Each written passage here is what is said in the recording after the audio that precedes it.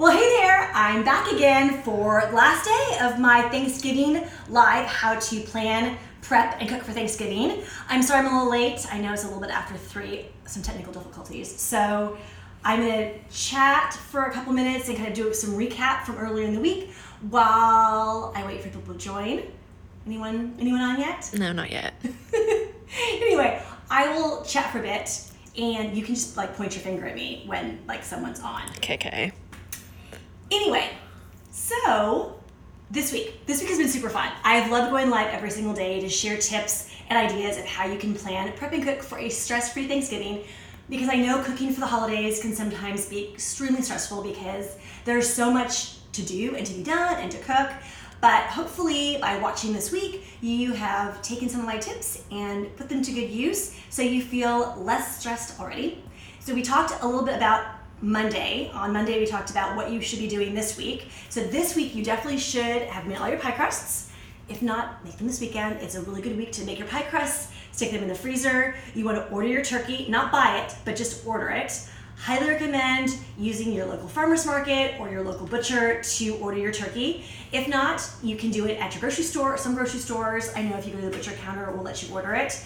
And if you don't have any of those options available to you, then you want to make sure that you are buying your turkey on the Thursday or Friday before Thanksgiving, because if you're buying from the bin, where they basically put all the turkeys, the regular pick your own turkey bin at the grocery store, if you're buying your turkey that way, most likely it's going to be partially, if not fully, frozen. So you want to make sure you buy it the Thursday or Friday before, so it has time to defrost in your refrigerator.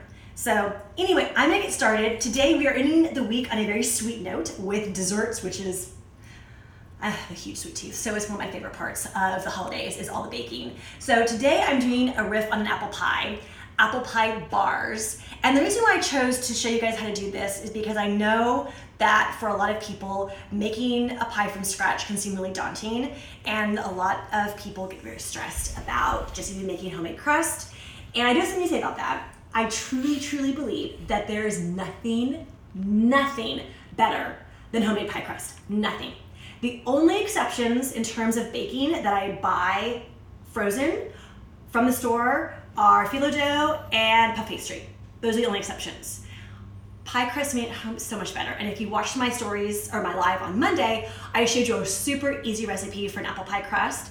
And yeah, it's not that hard. But in case you're still like, well, I don't know if I want to tackle a homemade pie for the holidays, I wanted to show you these apple pie bars, which are super easy. There's some different steps that you need to take, but you can also start them early in the week and kind of break up when you make them. So first off, we're gonna make the crust. And it's like a shortbread cookie crust. So I've got some butter and some sugar I've creamed together in my mixer. And you wanna cream it until it's nice and fluffy. So you wanna see, this took like, yes, my hands are clean by the way.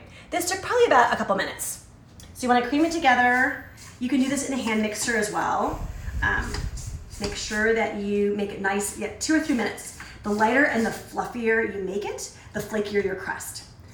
So to this, I'm going to gradually add some flour. So I did a sifter. I sifted some flour and some salt right in here.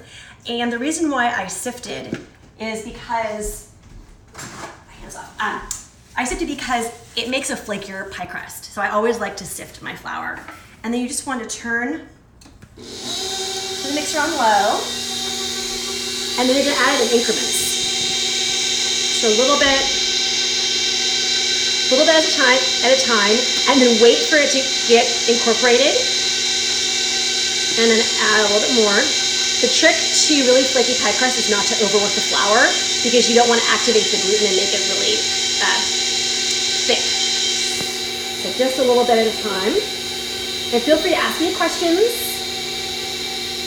while you're watching. Do you have people tuning in now? No.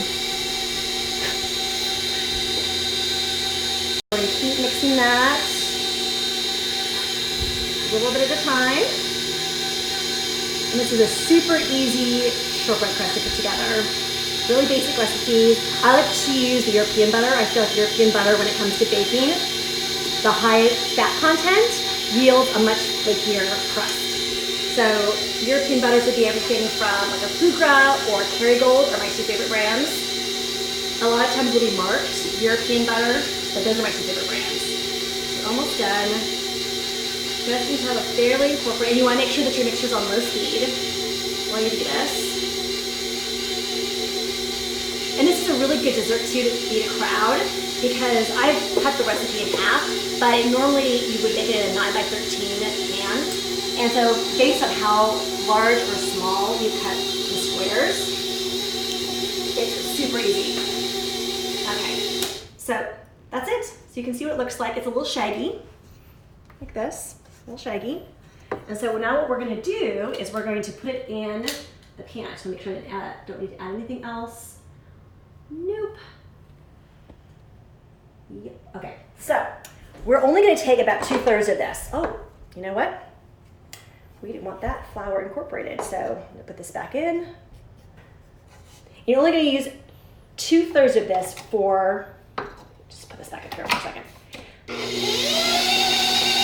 Okay, you're only gonna use 2/3 of this.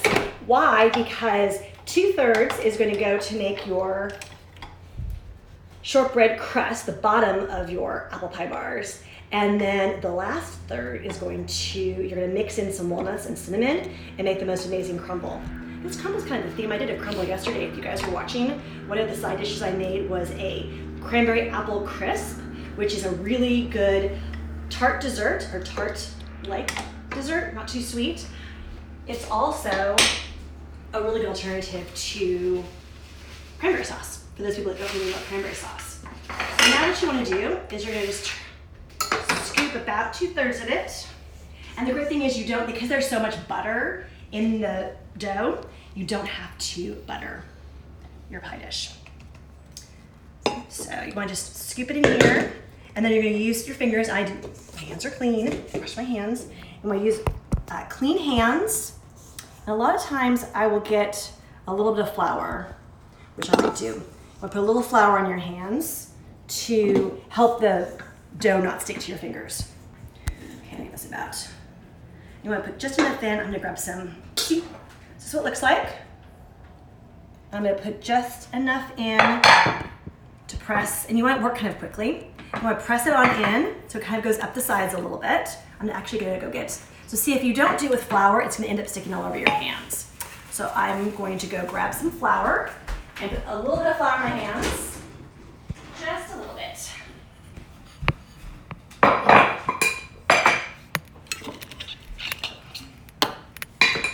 Put it over. There we go. Okay. And then we're going to work quickly and just press it. You want to make sure that you press fully. So press it really nicely into the bottom of the pan. And again, the recipe makes, you usually make this in a 9x13. But you can also cut the recipe in half if you don't have that big of a group coming, or if you've offered to bring pie and there's not that many, then you can also cut the recipe in half. It halves beautifully. Okay, so I need a little bit more. Put that in there. And you can put up the sides a little bit, just kind of depends on, there we go. Okay, so now what you would do is you would put it in the refrigerator for about 10 minutes before you put it in the oven. But because we don't want to be here on live too long, I'm going to abbreviate it. I'm going to stick it in the fridge, and while I have it in the fridge for a couple minutes, we're going to talk apples. Okay, so there. In the fridge it goes. Alexa, set timer for 3 minutes. We'll talk apples for 3 minutes. Oh, actually, before we talk apples. 3 minutes, starting now. While that's in the refrigerator, you want to finish up making the crumble that's going to go on top.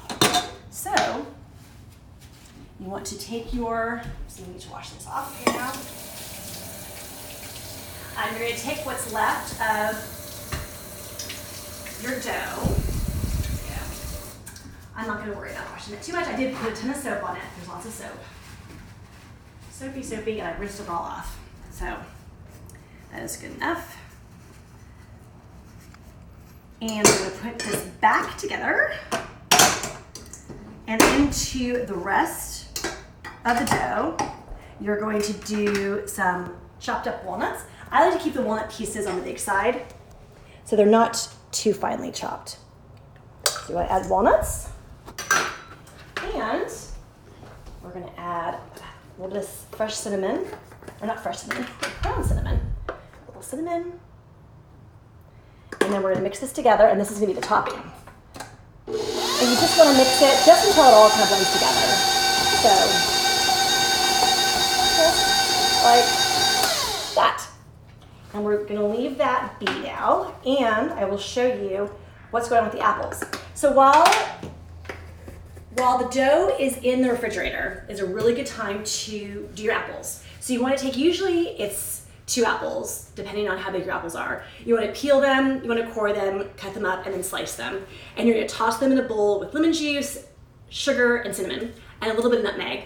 And then you're going to put them in some butter and saute them up. So this is what they're going to look like when they're all done. And they get gorgeous and golden brown, and then you see that there's not, all the liquid pretty much has absorbed. So this can all be done between the refrigeration of the dough, and then you're also going to pre-cook the dough a little bit. So you also can do the apples ahead of time. So you can cook the apples and store them in your fridge beforehand. You can also make the dough beforehand and then assemble it. So like the week of Thanksgiving, you could do the apples and make the dough on Tuesday and then finish baking it up on Wednesday and then just reheat it on Thursday. So this is what they look like. And I'm going to talk to you, let's talk spices while we're waiting for the dough. We'll talk spices. Okay, we're going to pretend to move things along a little bit. We're going to pretend that this was 10 minutes. And now we're going to stick this in the oven. It goes in the oven at 350, 370. Actually, I do it at 350 in mine because my oven is really hot. Alexa, set timer for 10 minutes. And you're going to want to cook it until it turns like a nice golden brown and then cool it. Now again, like because of time, Second timer. we're not going to, Starting now. we're not going to do it that way. We're shortening things up a little bit. Alexa off. So now in terms of spices, I'll show you my favorite spices for the holidays. And it's a great time to buy spices because spices actually go bad. So if the last time you bought spices was last Thanksgiving, you were way overdue to buy some new ones. The great thing is most grocery stores have bulk sections. And if you're local to Seattle, go check out Scoop Marketplace. It's over, I think it's not quite Capitol Hill. I think it's more, gosh, I forget the name of the neighborhood, but Scoop Marketplace, it's over in Seattle, and it's a zero-waste grocery store. So find your local zero-waste grocery store, and you can buy spices in bulk, which will save you a lot of money, because spices can be expensive. And these jars, I just keep, so I'll buy, like these cloves, I'll buy them once, and then I'll just keep refilling them. So it's also another way to save money. It's just, if you want to buy them once, you can save the jar, or buy it the bulk stores and store in your own containers at home. So I love cloves. These are whole cloves. So whole cloves are really great for like spiced cider, or if you're making hot toddies, you can put cloves along with the other spices in a tea infuser to infuse your tea, to infuse your water, to infuse your whatever is your tea that you're making. I think I said tea. So whole cloves are great. And now you have a choice. There's ground nutmeg and there's whole nutmeg. Now honestly, I'll just use my both. You can buy both in the bulk. I think the flavor of the whole nutmeg is far superior to the ground. And you basically, all you need to do is take it, kind of like these cute little nuts, and you take a microplane. See how cute they are? You just take a microplane and grate a little bit of nutmeg, and it just, the smell is so much better, the flavor is so much more pungent, so a little bit goes a long way, but I highly recommend whole nutmeg versus the ground. Another spice I love, obviously, is cinnamon. Cinnamon I use all the time, I use year round. I love all different kinds of cinnamon. If you find Saigon cinnamon or Vietnamese cinnamon, that's on the sweeter side, which is also great for baking. So definitely cinnamon sticks, also great. And I also love ground cloves and nutmeg. So those are kind of my winter spices that I always like to keep on hand. So like I said, if you have not bought spices since last Thanksgiving, there's definitely time to get yourself to the store and buy some. And even if the last time you bought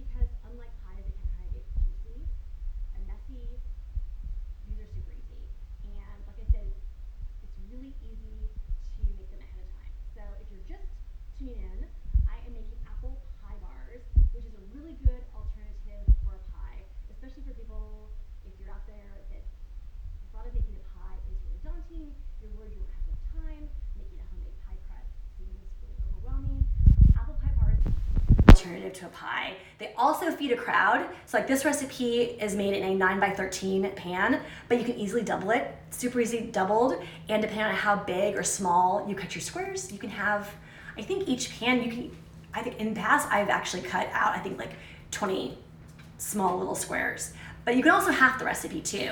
The recipe is up on, I haven't put it up yet. The recipe will be up on the website under Thanksgiving Feast, so I'll type it up and it'll be up later this afternoon. But the recipe makes a 9x13. So, anywho, oops, I should need that. And let's see what else. So, apple pie bars we've talked about.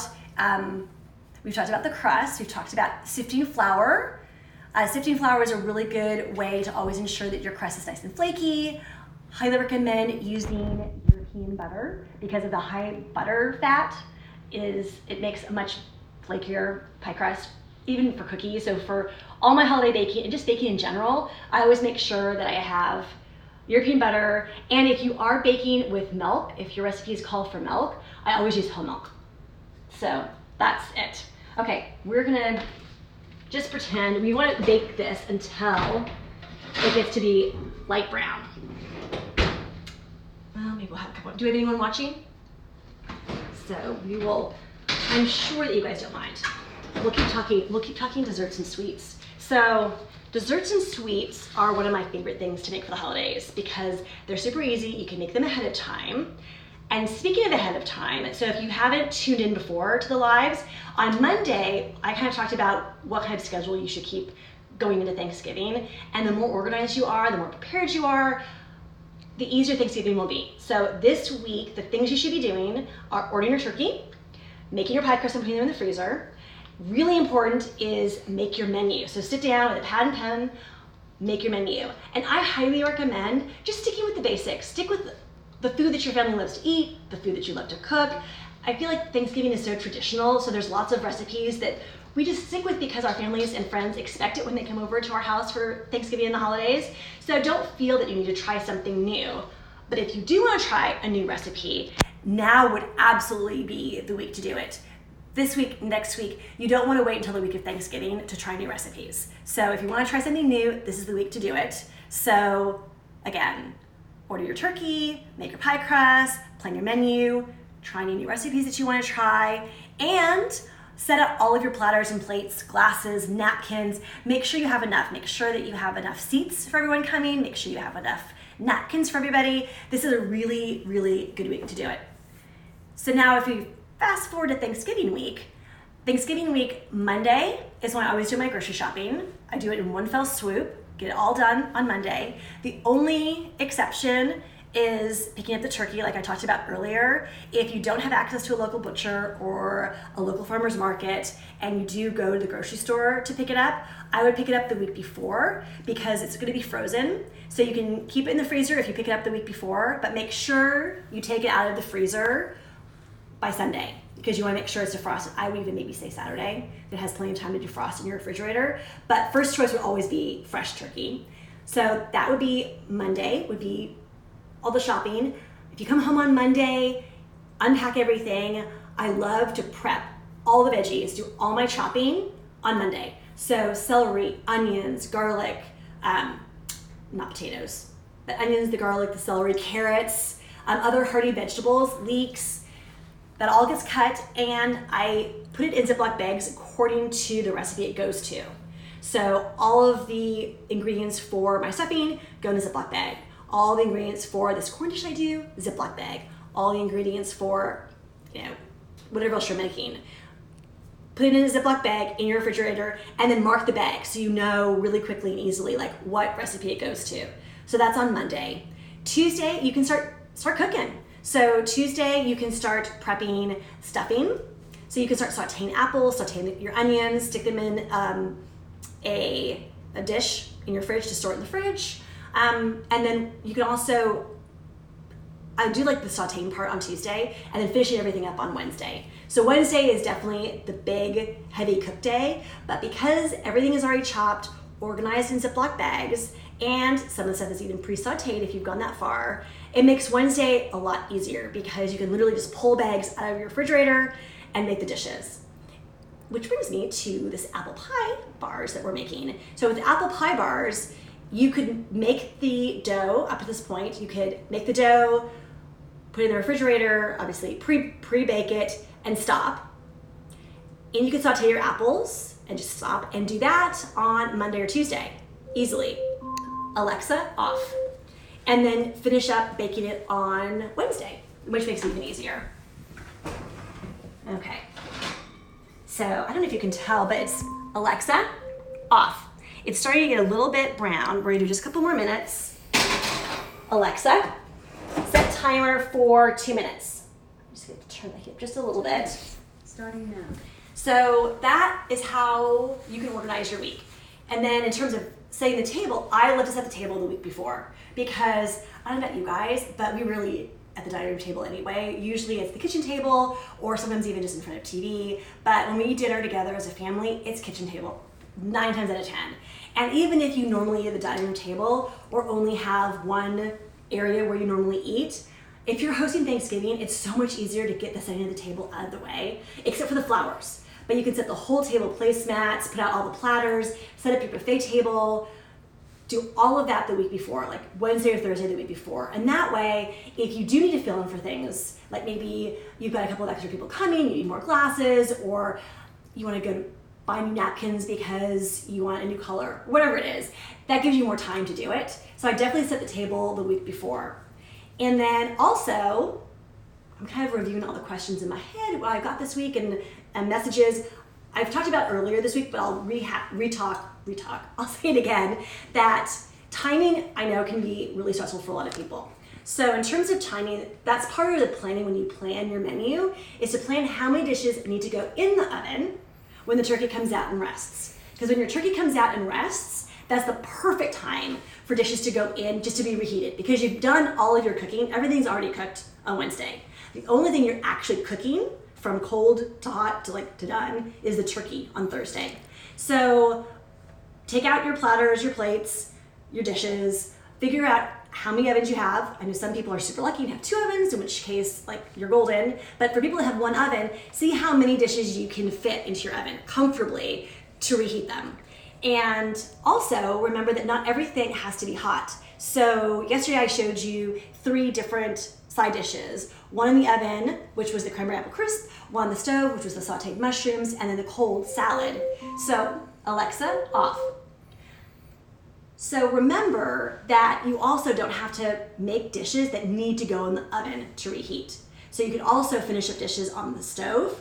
Mashed potatoes, for example, are really great. You can make the mashed potatoes on Wednesday, reheat them super gently on the stove, and then if you're worried to keep on keeping them hot, there's 2 ways to keep things hot. Actually, I think there's 3 ways to keep things hot. Make sure you rinse under hot water whatever serving dish you're serving it in, is number 1. Number 2, Instant Pot and Crock Pot are a great way to keep things warm. Like put your potatoes in there, you can put your stuffing in there, you can put veggies in one, put it on super, super, super low, and that's a great way to keep your veggies and your food hot. And also invest in really good warming trays. My husband and I bought warming trays, oh gosh, I think 14 years ago. I think 14, 15 years ago, and they're amazing. They're amazing. And then for the turkey, put the turkey out last, because of all the things that you serve, the turkey definitely needs to be hot. So like your mashed potatoes can be in your crock pot or your Instant Pot. You've got your stuffing that's already been warmed up in your oven, your veggies, everything else is done. Take things out to your buffet table in order of cold to hot. So salad would go out, with the turkey going out last. Salad first, all the way down to turkey last. And then I love to serve the turkey on a metal tray because that also retains the heat especially when it's on a warming tray. So warm up the tray, whether it's silver or pewter, metal I think really retains the heat really well. And so those I think are pretty much all the tips I've talked about this week. Is there any tips I've forgotten? Any questions? Any questions you guys have? Oh, there we go. Okay. So now it's really lightly brown. I don't know if you can tell, but it's really lightly brown. And normally we'd let it cool, but we're not gonna let it cool right now because we need to finish this up. So you need to add the apple and spread them around on top. And I probably shorted myself on apples a little bit, but I'm more crust than apples anyway. And so was my grandfather. Oh my gosh, he would go to restaurants and he would order apple pie and tell them to leave the apples in the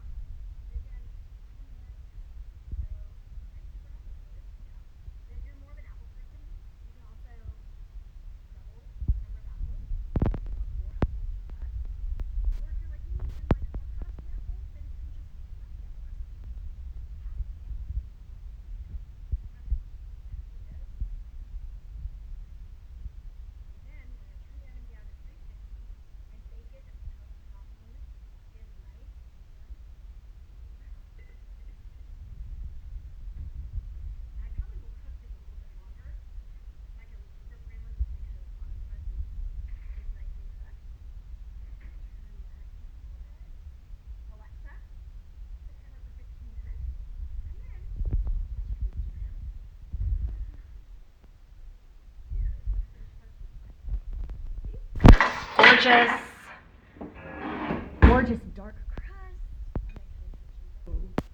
Okay, hang on 1 second. Alrighty, I'm gonna cut into it. You see, you can cut it as big or small as you want, depending on how many people. I'll grab a little plate and show you guys what it looks like. This is so good.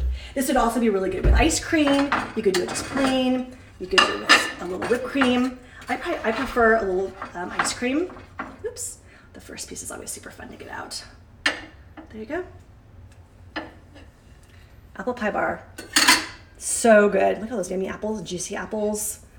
Anyway, that's it. So I will type this recipe up and put it up on the website. ahhhhmazing.com. It'll be under the Thanksgiving feast. So if you're not a member, remember that you have access to everything on the website until Sunday. So all the way till Sunday night, by midnight Pacific time on Sunday, you have access to the whole site, you have access to all the recipes. So go check out the Thanksgiving feast. And if you want any more information, feel free to DM me. Let me know if you have any other questions. This has been a super fun week. So I hope for all of you guys watching that you have takeaways from this and tips that you've learned and have watched and now feel a little bit more confident going into Thanksgiving and feel less stressed going into Thanksgiving, regardless of whether you're hosting or whether you're just bringing one dish. Hopefully this was helpful to all of you guys. So thanks again for watching. Thanks again for tuning in. I'm Lisa from Menu For You, and I will see you guys again soon. Happy weekend.